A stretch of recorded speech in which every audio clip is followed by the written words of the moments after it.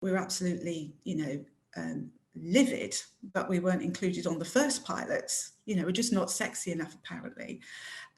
So we feel that it has landed, and also we invited the Prime Minister to come to Home and Gift, and we obviously weren't expecting to come because I've got his hands full, really.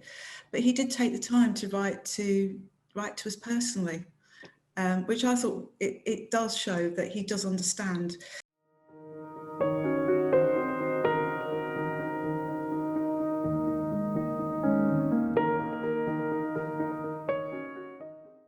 Hello everyone and welcome to another edition of CN Meets. I'm Martin Fullard, glad to be back, and today I am joined by Paula Lorimer, Director at Harrogate Convention Centre. How are you, Paula?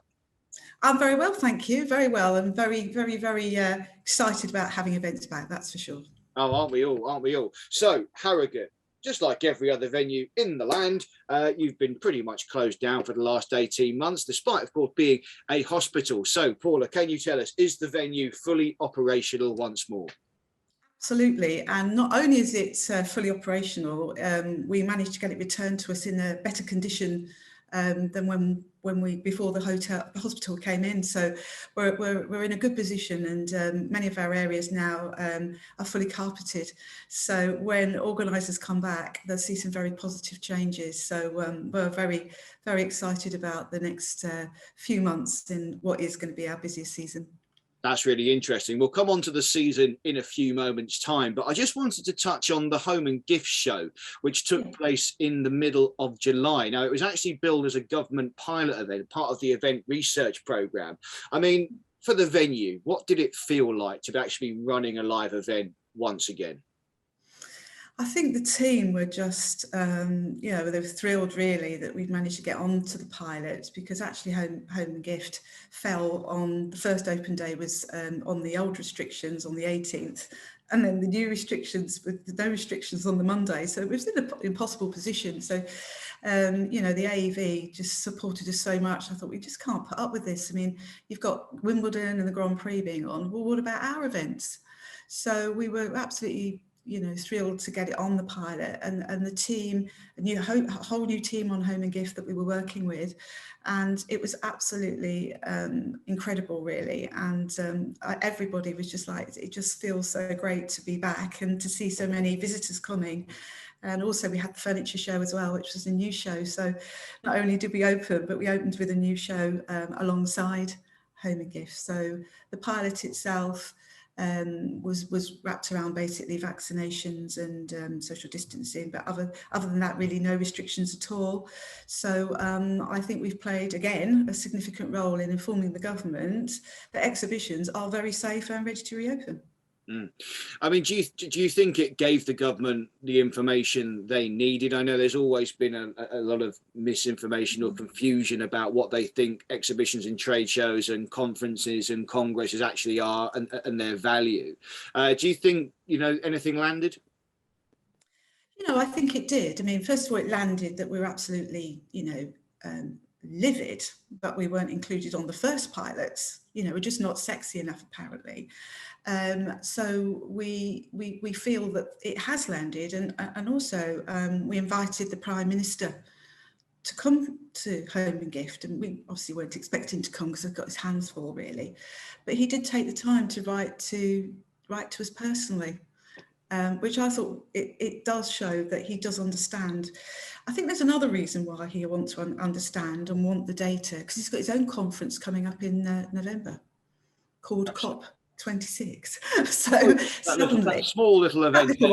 Yeah, so he's thinking, oh, actually, we've got our own, conferences and events. Oh, yes, the exhibition. Oh, we need to know, really. So first of all, the scientists were there, so they were sort of hidden around the venue and watching and looking how people interacted. So all the scientists come out. I haven't got any data back to say what it is, but all the scientists were there. But all said and done, we've had no further restrictions put on us as I am aware of. And looking at some of the feedback on the larger events they did, there was no perceptual uptick in those areas. So I think we have given them the data they need. It's it's a trade show, so it's not quite as highly densely populated as, say, perhaps knitting and stitching that we have in November. But it was a big show, and I think we should have given them every insight into saying we're perfectly safe. We had to have the right ventilation. Well, we've been a nightingale for 18 months, so we have the right ventilation. So I really do think we gave them the information, and also it helped. We've played our part putting exhibitions on the map, and that's really important to us. Good stuff. So let's kind of look at the venue going forward then. What's your diary looking like for, let's look, say, the rest of 2021 and into the first 6 months of 2022? Yeah, well, what I can say is it's very busy, Harold, but there are two reasons for that. We've squeezed quite a few events from the spring into the autumn and into the new year. So we are incredibly busy. We've got about £16 million worth of economic impact sitting in for this year. So ready to unleash on Harrogate, and that's our role, is to drive economic impact for the district. So yes, our issue now is having enough resource, because many of our staff were redeployed into other areas of the council. So we're trying to bring those back. And obviously one of our planners is sadly off having some cancer treatment as well. So we're supporting her. So we're just trying to make sure we've got enough resource at the moment, which is in hand, but we're busier than we've ever been. I think longer term, I think there is some reticence of signing longer term contracts. To some of our customers had to push quite hard. But now the insurance is there, although, the insurance scheme, but we haven't seen the detail of it, I don't think. So until that comes on board, I think we've got some clients that want to just contract the core because they're not sure their international customers are coming back. So I think it depends. We've got other events that were bigger, that are coming back, that are bigger than they were. And we've got other events that have suffered a little bit because of its international flavour, because can't travel. So it's a bit of a mixed bag, but in terms of business, I think we can say we're very busy in the autumn, definitely. Great stuff. Glad to hear it. I mean, that's just music to my ears. It really is. So COVID has, I guess, pressed the metaphorical reset button on the industry, and there's a whole manner of subjects that are now top of the agenda, I guess, matters like sustainability and so on. How have things changed for Harrogate, and how do you see you playing a role in this so-called new age? Yeah, well, I think, I can't lie. Our building was built in 1979, actually. So, and that's why we're looking at the moment our redevelopment to phase 1, which is the conference centre. So that is at REBA stage 2 at the moment, and we're hoping to be able to share plans in the new year.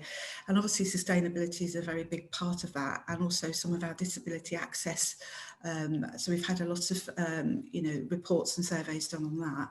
And sustainability is a really big part because we're looking at sort of solar panels on the outside of our ESCO panels that we have. So that's a big thing.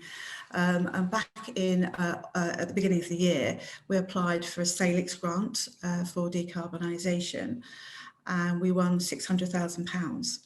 And that is actually being installed at the moment to reduce our carbon footprint, and it's mainly looking at the meters, looking at the lights, looking at the car park lights and the sensors, and we were very lucky to get that grant. So and we're going for another one as well. So we have lots of things in place, but also the Harrogate as a district has a pledge to be carbon zero by 2038.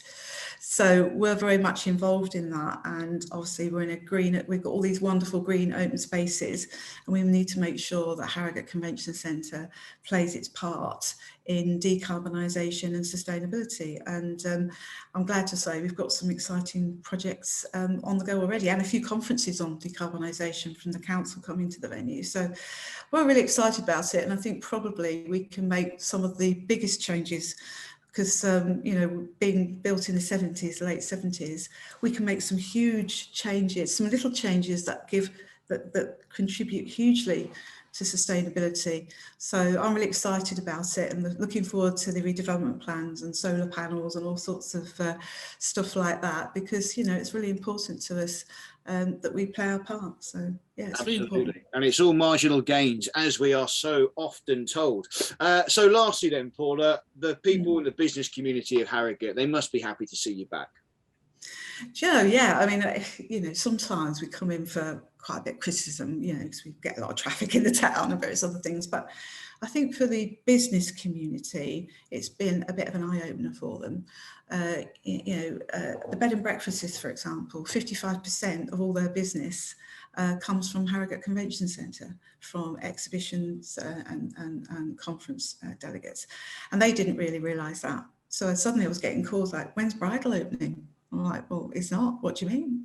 I'm just like, but I have my business in the autumn.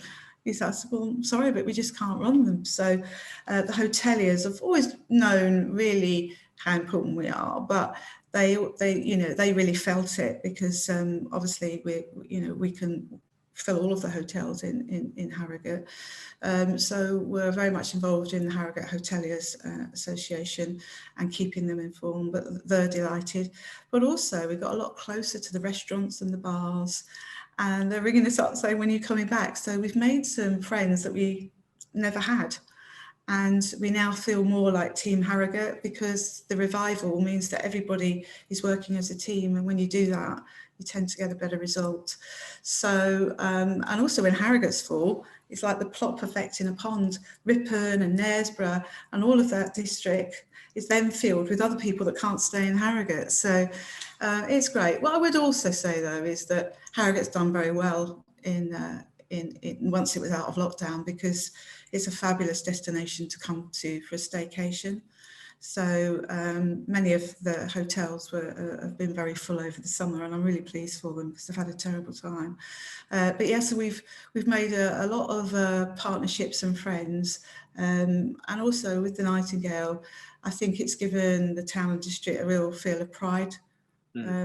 Because although we didn't open to COVID patients, we did treat a lot of cancer and heart patients at the venue in terms of diagnosis. So it wasn't all for nothing. And, you know, it's good news it was never used for COVID. So yeah, so we've got a venue better than the one we left. We've got more friends. We haven't lost any organisers, touch wood, at the moment. But what we will be doing is supporting organisers as much as we can to regrow their events to those that need it. And, you know, I think the future for exhibitions is brighter really than I think it's been for some years, because I think people realise that pressing the flesh is really what gets deals done in the hotels and the bars, and that depth of relationship you can't get over Zoom, you can't get over Teams, and you want to touch and feel things. So I think the world of exhibitions has had a light shone on it now that actually we can't really do without them. So I think that's good news. And I think that's a fantastic note on which to end. Paula, thank you very much. Thanks very much.